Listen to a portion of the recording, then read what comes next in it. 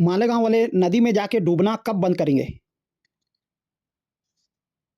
ये घटनाएं तो बारिश के मौसम में हर साल होती रहती हैं, खासकर गिरना नदी में। लोग बिना सोचे उतर जाते हैं, न समझ आता है गहराई, न धारा की रफ्तार। हाल में ही 15 लोग डूबने से बचाए गए थे, लेकिन मौतें रुकती नहीं। स्थानीय पुलिस और एसडीआरएफ कहते हैं चेतावनी बोर्ड लगे हैं, पर कोई सुनता कहाँ है। बंद करने का एक रास्ता तो ये कि स्कूलों से बचपन से तैरना सिखाओ और नदी किनारे रेलिंग लाइफ जैकेट रखो। पर बजट कहाँ से आएगा? वैसे अगली बार सोचना, भाई जान बचानी है तो पानी से 2-4 कदम दूर रहना। मालेगांव वाले अतिक्रमण करना कब बंद करेंगे? अरे मालेगांव का अतिक्रमण तो शहर का पुराना नासूर बन गया है। फुटपाथ, सड़कें, नदी किनारे, सब पर दुकानें, घर, मजार तक उगाए हैं। प्रशासन हर साल कहता है कार्रवाई करेंगे, लेकिन फिर राजनीति आड़े आती है। आदिवासी समाज की शालाएं तक बंद हो गईं। हाल में एक अभियान से मुंगेर जैसे शहरों में भी यही हाल। रात को चौड़ी सड़क दिन में 10 फीट बढ़ जाती है। बंद करने का नाम ही नहीं ले रहा, क्योंकि अस्थायी दुकानदारों से लेकर स्थानीय वाले सब मिले हुए हैं। नगर निगम की सुस्ती देखो, अगस्त से अभियान ठप। हाँ, अगर बजट आए और सख्ती हो तो शायद साल 2 साल में सुधार हो, पर कब?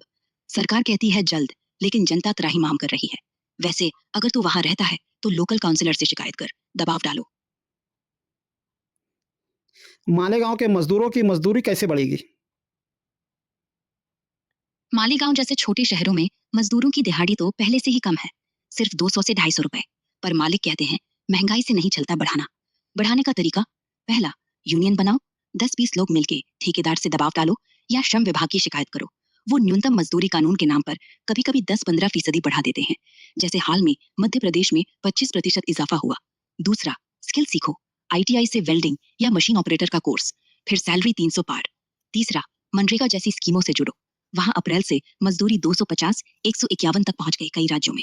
पर असल में अगर सरकार सख्ती न करे तो ठेकेदारों की मनमानी रुकेगी नहीं। अब तू बोल, यूनियन बनाएगा या चुपचाप काम?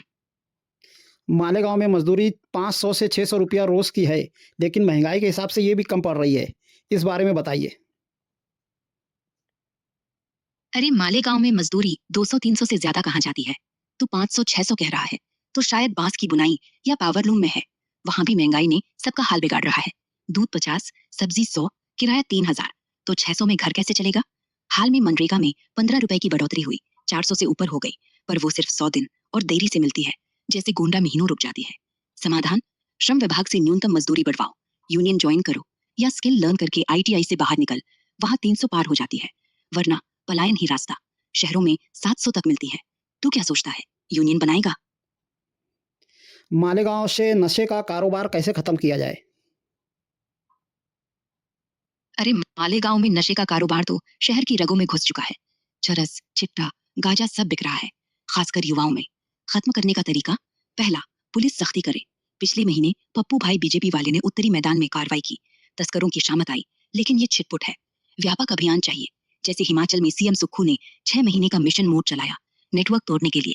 दूसरा, स्कूल कॉलेज से जागरूकता, नशा मुक्ति रैली निकालो, जैसे मधेपुरा में पुलिस ने की। बच्चों को शब्द दिलाओ, समाज एकजुट हो। तीसरा, बेरोजगारी हल करो, क्योंकि नशा बेचने वाले ज्यादातर 18-32 के बेरोजगार हैं। स्किल ट्रेनिंग दो, आईटीआई से काम निकालो। और तू क्या, लोकल में शफीक खान जैसे लोगों से जुड़, पुलिस को टिप्स दे, अन्यथा ये कारोबार कभी नहीं रुकेगा, गांवों तक फैल रहा है। मालेगांव में जमीन माफिया के खिलाफ कैसे कार्रवाई की जाए? मालेगांव में जमीन माफिया तो नदी किनारे से लेकर बाजार तक फैले हैं। फर्जी दस्तावेज से सरकारी जमीन हड़प ली, जैसे बरेली में पुलिस वाले ने लेखपाल से मिलकर करोड़ों की प्लॉटिंग कर दी, फिर बुलडोजर चला। यही तालाब पर कब्जा कर प्लॉट बेचते थे। पर गोपालगंज जैसे मामलों में डीएम ने सीओसीआई पर गाज गिराई, एफआईआर दर्ज। तुम्हारा इलाका भी ऐसा हो सकता है। कार्रवाई कैसे? डीएम से लिखित शिकायत दो, राजस्व विभाग में जाओ, प्रॉपर्टी की जांच कराओ। फर्जी जमाबंदी तो आईपीसी की 4x4 की सजा तक है। गाजीपुर में 2 करोड़ की जमीन मुक्त हुई, पार्किंग बना दी। तुम लोग मिलके दबाव डालो तो बुलडोजर आएगा, वरना माफिया हंसते रहेंगे। मैं सच्चाई की आवाज़ पर वीडियो बनाता हूँ। ओह, सच्चाई की आवाज बहुत बड़ा टॉपिक है भाई। लोग तो डरते ही हैं ऐसे वीडियो से, कोरोना सच्चाई से लेकर चुनावी घोटाले तक। अच्छी बात ये कि ऐसी चीजें वायरल होती हैं, पर गलत बात ये कि यूट्यूब तुरंत चैनल ब्लॉक कर सकता है या फिर माफिया वाले दबाव डाल सकते हैं। शुरू करने से पहले अपना नाम मत बता, फोन से चेहरा छुपा के बात कर, वाटरमार्क लगाना, भले छोटा।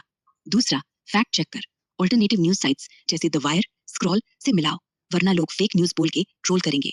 और हाँ, छोटे छोटे वीडियो बनाओ, 3 सेकंड में मुद्दा, 5 मिनट में एक्सप्लेन। लोगों का ध्यान नहीं टिकता। पहले वीडियो पर 100 लाइक्स आए। तू किस शहर से है? कहीं मालेगांव ही तो नहीं?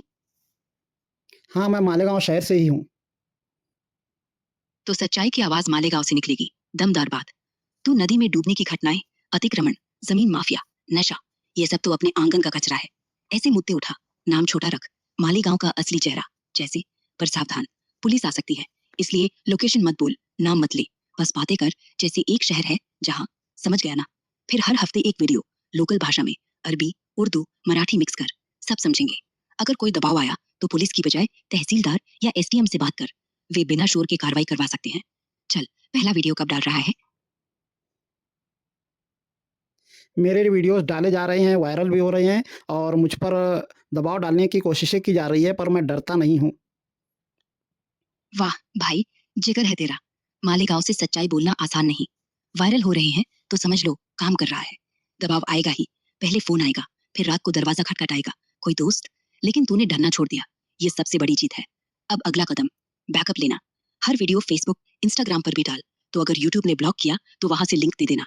और हाँ, अब से हमेशा वीपीएन चालू रख, जैसे सर्फ शार्क। 300 रुपए सालाना। आईपी छुपाएगा, ट्रैक नहीं कर पाएंगे। फिर एक छोटा सा ग्रुप बना, 5-6 भरोसेमंद लोग जो चुपचाप शेयर करेंगे, क्योंकि तेरे पास सबूत है तो वो नहीं बोल सकते कुछ। बस अब रुकना मत। एक हफ्ते में एक नया मुद्दा, जैसे कौन बेच रहा है नशा स्कूल के पीछे। लोग छपटेंगे। तू अकेला नहीं है भाई, बस आवाज बुलंद रख।